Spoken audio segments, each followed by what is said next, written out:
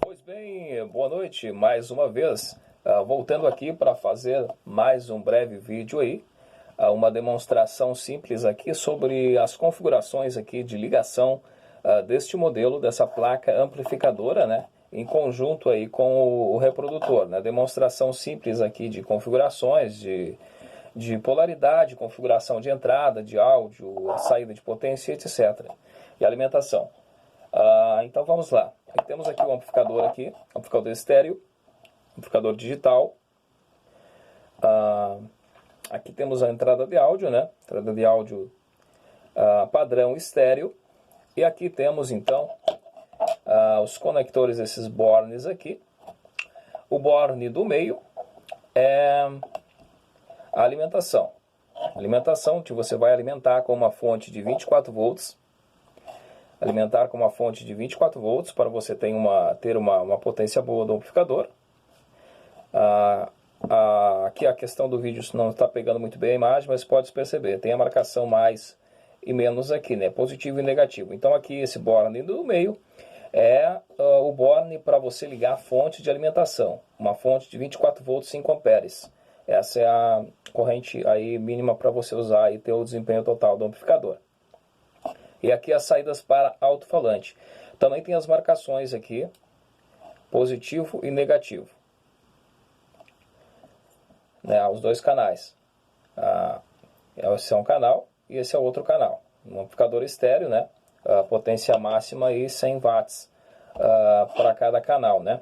Esse amplificador é um amplificador ideal para você usar aí um alto-falante de alta sensibilidade, que você vai ter um desempenho bom, né? Um alto-falante de 4 ohms de alta sensibilidade, para você ter um desempenho bom com esse amplificador aqui, que ele não tem um pico tão grande de potência, né? Mas ele tem uma qualidade bem boa de áudio, bem fiel de áudio. Então a recomendação é você usar um alto-falante de alta sensibilidade, que aí você vai ter uma potência boa aí, né?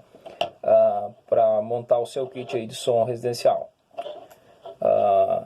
Claro que isso aqui não é som para exagero de potência, né? É um som para você ter um som aí dentro da sua casa, escutar aí normal, né? Não é um som de pancadão aí que você vai montar um paredão de som, né? Isso aqui é um amplificador da categoria dele, né? É um amplificador muito bom para você montar uma caixa aí com alto-falantes de até 100 watts RMS em cada canal, em 4 ohms. E conforme recomendei, use alto-falantes principalmente nesse amplificador. Use alto-falantes de alta sensibilidade. A diferença é enorme. Quando você coloca um amplificador com a sensibilidade o alto-falante, melhor dizendo, com a sensibilidade baixa e outro alto-falante com uma sensibilidade maior, a diferença é muito grande. Então, detalhes para questão de montar de caixa não é somente amplificador, não é somente potência. Você tem que ver o amplificador que você tem, se ele é uma potência razoável ou se você tem uma potência grande. Quando você se trabalha com potências não tão grandes, aí é essencial aí a questão da sensibilidade do alto-falante. A sensibilidade é muito importante também para a qualidade da reprodução e vários outros fatores que a gente não vai entrar em detalhes aqui, né? É só uma dica que eu dei. Vamos então aqui, a alimentação do amplificador, já falei, né? A entrada de áudio ela é aqui, padrão estéreo. O reprodutor, então, a recomendação é você colocar uma fonte independente para o reprodutor, pela questão até de funcionamento, que esse aqui, ó, o mais ideal é ele trabalhar até 12 volts, né? Para garantir aqui que não venha acontecer nenhum problema aqui de sobrecarregar aqui com tensão. E a questão também de não ter nenhum problema de interferência aqui, né? Você alimentar os dois aqui na mesma fonte, quase sempre acontece de dar interferência. Tem um pessoal aqui que fala em capacitor, coloca capacitor, mas isso é uma coisa que não tem, além de não ser todos os casos que resolve, é uma coisa que não resolve 100%. A maior das vezes que resolve é quando o pessoal usa com bateria e acaba resolvendo mais. E ainda não é 100%. Já vi pessoal pegar e colocar um capacitor, aí vir aqui fazer o teste, baixar todo o volume do reprodutor, uma coisa sem lógica, né? Você coloca o capacitor para filtrar ruído de frequência e vem aqui no reprodutor e baixa todo o volume. Isso aqui não é tirar ruído, isso é desmascarar, né, mascarar o problema. O problema só é resolvido 100% você colocando uma fonte independente para o reprodutor, né, uma fonte pequena. Por exemplo, esse reprodutor aqui trabalha de D7, mais garantido de 7 a 12 volts, uma fontezinha pequena de 400 mA já é o suficiente. Alimentou separado aqui, você não vai ter problema de interferência. Essa é uma solução 100% garantida, né? Outras questões que o pessoal faz aí, às vezes pode resolver, às vezes pode não resolver nada, e às vezes pode somente diminuir o problema, e isso não é o suficiente. Então a gente nem perde tempo com essas coisas assim, né? Você coloca a fonte independente e deu, resolveu o problema. A recomendação, então, dos amplificadores, dessa categoria amplificador, a recomendação é para uso, né, em fonte, aí, questão de bateria eu não recomendo e nem explico nada nessa questão, porque não é recomendado, possivelmente pode ter problemas e aí não vale a pena essas questões. Mas a recomendação minha principal, padrão, né, é a questão alimentação por fonte. Coloca a fonte 24 volts para o amplificador e fonte, outra ali de 7 a 12 volts para o reprodutor Bluetooth, né. A alimentação do reprodutor, aqui, acompanha o fiozinho, né? Positivo e negativo, aqui está marcando já a questão da polaridade, né? O vermelho positivo, o negativo, o preto, né? Você pode perceber pelas cores, né? E aí você liga na polaridade correta. Aqui acompanha o fiozinho, você emenda lá na sua fonte, a fonte conforme recomendei. Sempre cuidando da polaridade.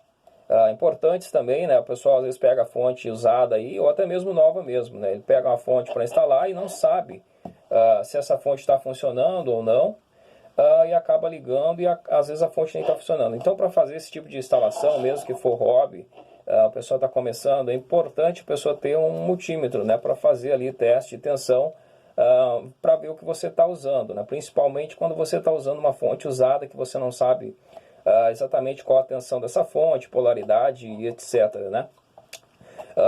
Lembrando sempre de comentar, né, que sempre você deve ligar a fonte DC, né? Energia contínua, jamais você pode ligar um transformador, né, direto nesses tipos de placas aqui, né? Elas são para trabalhar com a fonte chamada de DC, né? Geralmente vai estar identificada ali como DC, fonte normal DC, né?